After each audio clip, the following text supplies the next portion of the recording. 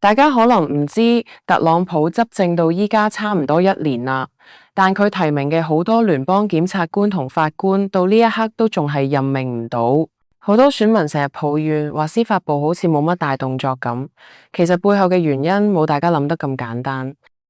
直到最近，特朗普親口證實咗一件事，我哋先至明白，原來佢嘅任命權係被一張叫做藍單 （blue slip） 嘅紙死死咁卡住咗。咁到底藍單係咩嚟嘅呢？佢憑咩有咁大權？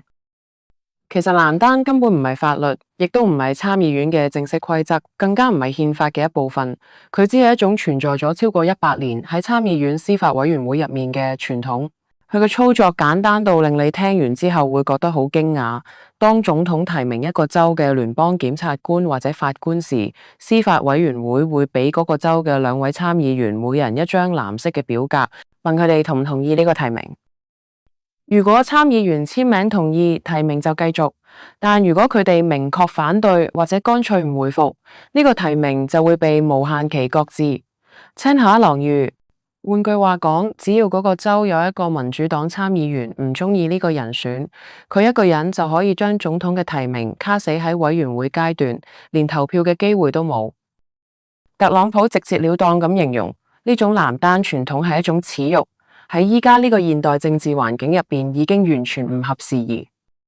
大家可能會問，點解呢張紙咁重要？因為聯邦檢察官係掌握實權嘅人，佢哋決定邊啲案要查，邊啲案唔查，亦都決定邊啲案可以入到聯邦起訴體系。依家特朗普想派人去查啲敏感案，但因為藍單阻礙，檢察官位長期空缺，或者只能由代理官員做住先。呢啲代理人根本唔敢承擔政治風險去掂啲關鍵問題。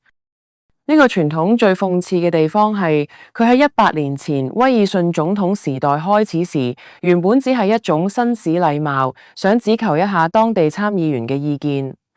但係隨住司法系統開始深度介入政治，呢張藍色嘅紙就變成咗反對黨嘅政治武器。只要你提名嘅人可能會改變司法生態，我就用呢張紙嚟行使單州否決權，連理由都唔使俾。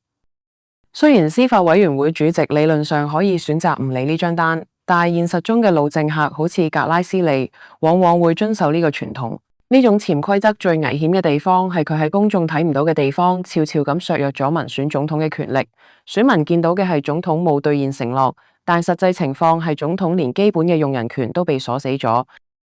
特朗普今次將呢一件事攞出嚟講，其實係喺度點破一個結構性嘅問題，到底係選民手上嘅選票重，定係參議員手上嗰張藍色紙重？如果一張冇經過投票確認嘅紙就可以決定成個國家嘅執法佈局，咁我哋嘅民主制度到底仲係咪對選民負責呢？今日同大家分享到呢度，如果你覺得呢個話題值得更多人知，歡迎分享出去。我哋下期再見。